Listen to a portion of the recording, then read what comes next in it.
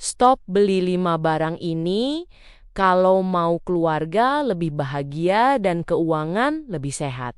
Sebelum lanjut, bisa klik dulu tombol subscribe, like, dan share biar lebih banyak teman-teman lain bergabung. Dan juga kalau kamu punya ide tema video selanjutnya, langsung aja tulis di komen ya. Makasih, apa kabar ibu semua? Aku mau ajak kamu duduk sebentar. Anggap saja kita lagi ngopi bareng. Bukan podcast, bukan ceramah, cuma obrolan jujur dari hati ke hati. Soalnya topik ini sering bikin orang defensif, padahal sebenarnya ini masalah hampir semua orang dewasa. Uang, belanja, dan rasa capek hidup yang sering disembuhkan dengan cara yang salah. Aku mau jujur di awal. Video ini bukan buat menghakimi. Aku sendiri pernah jatuh di semua lubang yang akan aku ceritakan.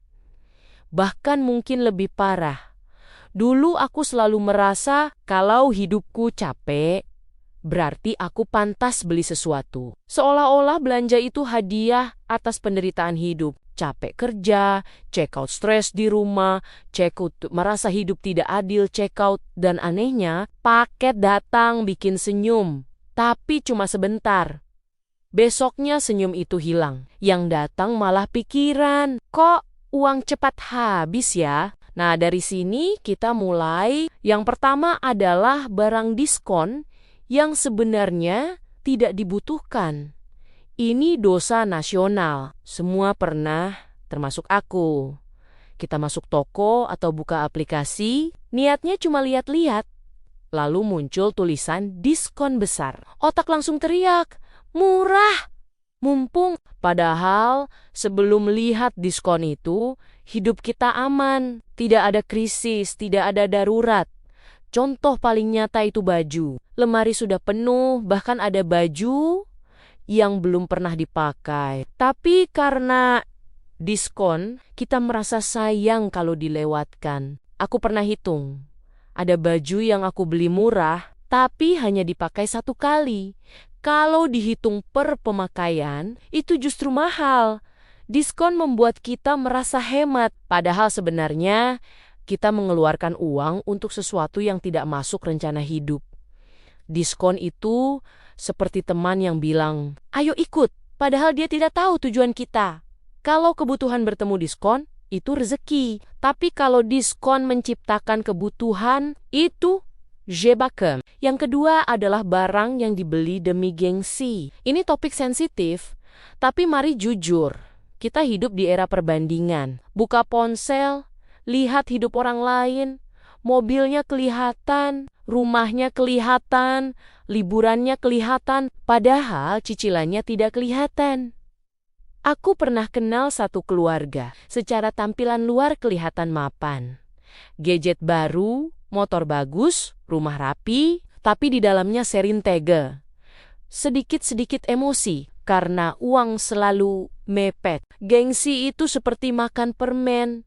Manis di awal, sakit di belakang. Anak tidak butuh orang tua yang kelihatan sukses di luar.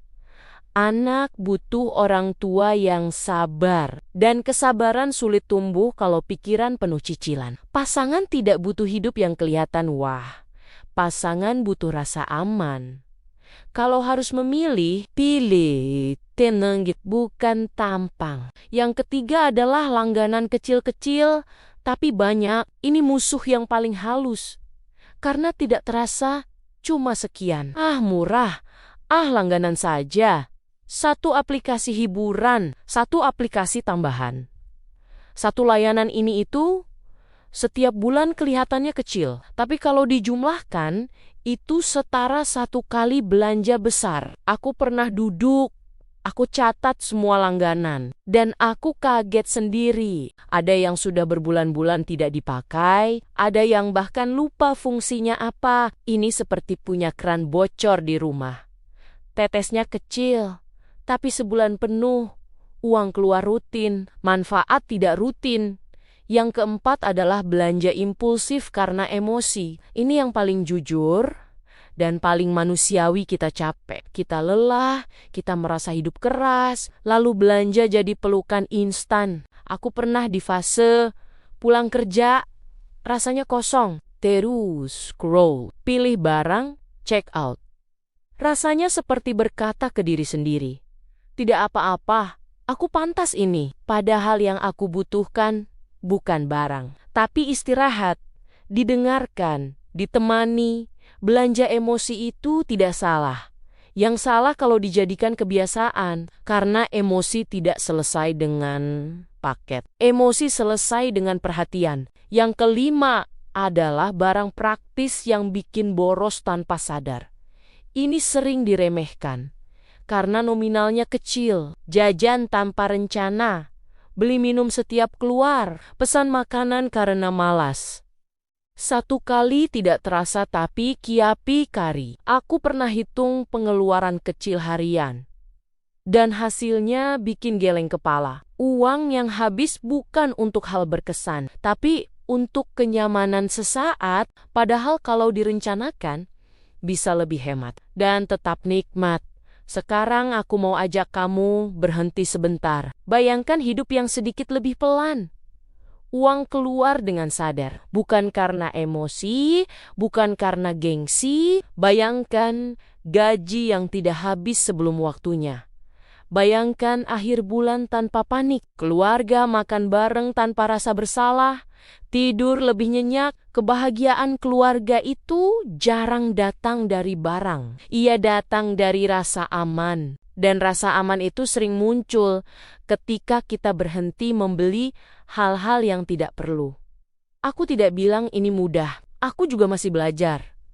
Kadang masih tergoda, kadang masih hilaf, tapi sekarang aku bertanya ke diri sendiri. Apakah ini mendekatkan keluargaku pada ketenangan atau cuma menyenangkan diriku sesaat? Dan pertanyaan itu sering menyelamatkan dompet. Jadi kalau ada satu hal yang ingin benar-benar kamu bawa pulang dari obrolan panjang ini, bukan soal harus berhenti belanja sama sekali. Bukan juga soal hidup serba menahan dan menyiksa diri.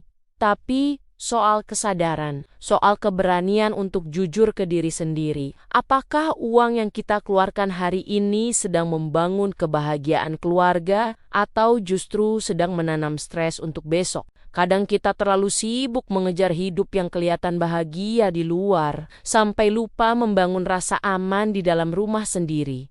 Padahal keluarga tidak butuh rumah paling mewah. Tidak butuh barang paling baru. Mereka butuh versi kita yang lebih tenang, lebih sabar, dan tidak terus-terusan cemas soal uang. Kalau mulai hari ini, kamu bisa berhenti sejenak sebelum membeli, bertanya sebelum check out, dan memilih sebelum mengeluarkan uang. Itu sudah langkah besar. Langkah kecil yang pelan-pelan akan mengubah banyak hal.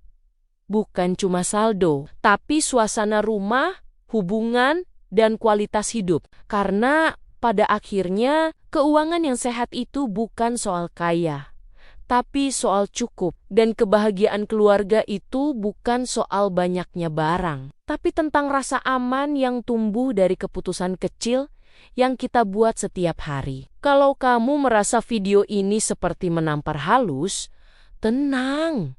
Aku juga sering menampar diri sendiri pakai logika yang sama, pelan-pelan, tidak perlu ekstrem, karena tujuan kita bukan jadi pelit, tapi jadi bijak, bukan hidup kekurangan, tapi hidup cukup dan tenang. Dan dari situlah keluarga yang bahagia itu tumbuh. Demikian, terima kasih sudah mendengarkan cerita ini. Sampai ketemu lagi di cerita-cerita berikutnya. Tetap semangat ya ibu-ibu semua.